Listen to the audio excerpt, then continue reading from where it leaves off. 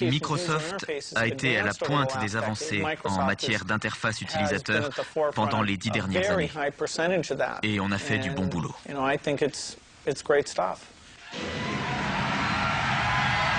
24 août 1995, Bill Gates porte le coup de grâce à ses rivaux.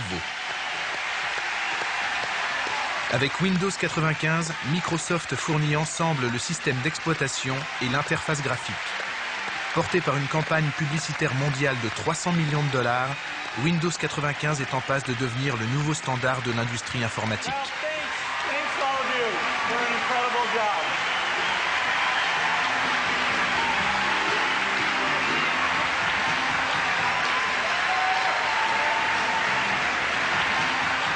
Bill Gates triomphe, mais des combats de titans attendent le roi du logiciel. Des batailles à côté desquelles toutes les précédentes feront figure de garden party.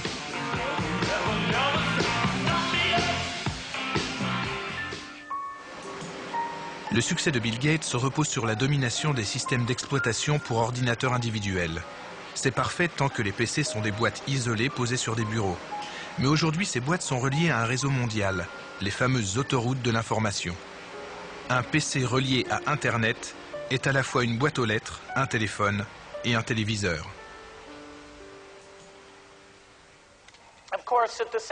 Bien entendu, au cœur de tout ceci, on trouve le concept de convergence numérique, c'est-à-dire que toutes les informations, livres, œuvres d'art, films, pourront être accessibles par le biais de ce vers quoi les PC auront évolué. Internet constitue la prochaine vague de la révolution de l'information. Une vague dont même Bill Gates ne peut prévoir la direction. Internet se transforme de mois en mois. Je tire mon chapeau à quiconque est capable de prédire à quoi il ressemblera dans 3 mois ou dans 9 mois. Ce phénomène évolue si rapidement que personne ne peut savoir exactement ce qui va arriver. Bill Gates, cependant, prépare le terrain. Il a noué des alliances avec les plus puissants, en investissant dans le nouveau studio de Steven Spielberg, DreamWorks, et en s'associant avec NBC dans la télévision par câble. Du coup, il se retrouve en concurrence avec d'autres très grands groupes, Murdoch et Walt Disney par exemple. Les temps ont changé depuis les débuts de Microsoft et les adversaires de Bill Gates aussi. Ce ne sont plus les hippies un peu rêveurs des années 70, ce sont des hommes d'affaires aux dents très longues. L'un des plus redoutables est Larry Ellison, qui mise sur Internet, convaincu que les autoroutes de l'information signeront l'arrêt de mort des micros tels qu'on les connaît, et de Microsoft par la même occasion. Bob Cringely, ici Larry Ellison.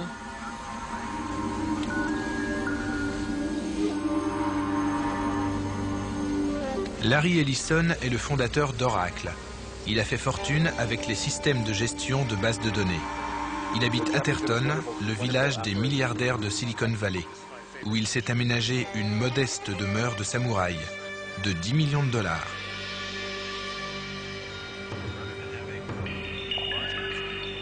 Au bord de son étang japonais, il médite et fourbit ses armes en vue de la grande bataille qui va l'opposer à Bill Gates.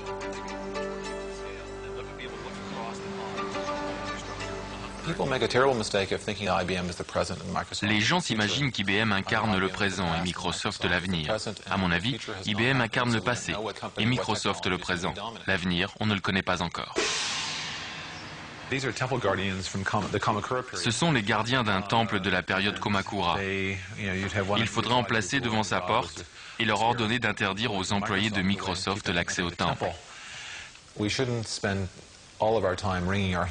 Il n'y a aucune raison de se ronger les sangs à propos de l'hégémonie de Microsoft. Il y a toujours place pour l'innovation. Il y aura d'autres changements. L'avenir de Microsoft est loin d'être assuré. Larry Ellison a un credo.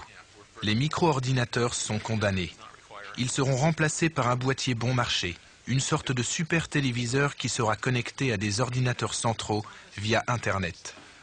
Tout le monde pourra accéder à des bases de données et à des logiciels à la demande, aussi simplement qu'en ouvrant un robinet. Comme l'eau courante a remplacé les puits, le câble remplacera les micros. Je déteste les PC de tout mon cœur.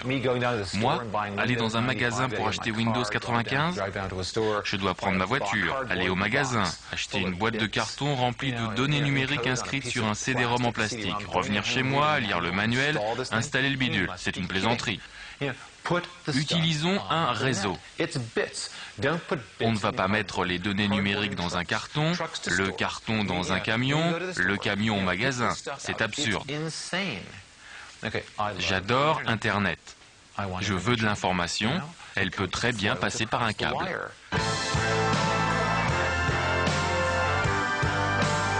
Donc l'avenir appartient au câble. Tout le monde est d'accord là-dessus. Larry, Bill et les autres.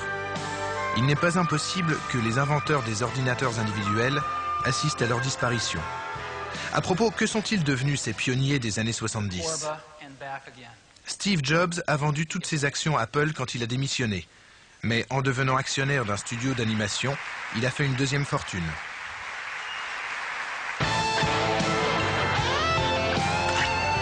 Apple connaît des difficultés et ne joue plus qu'un rôle mineur sur le marché des micros. L'autre fondateur d'Apple, Steve Wozniak, a choisi d'enseigner l'informatique à des enfants d'une dizaine d'années. IBM, qui a créé le marché grand public de la micro, ne parvient plus à imposer ses normes.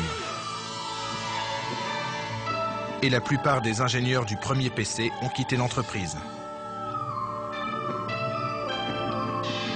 Ed Roberts, le constructeur de l'Altaïr, le premier micro-ordinateur commercialisé, a tourné le dos à l'informatique pour retrouver ses premières amours, la médecine.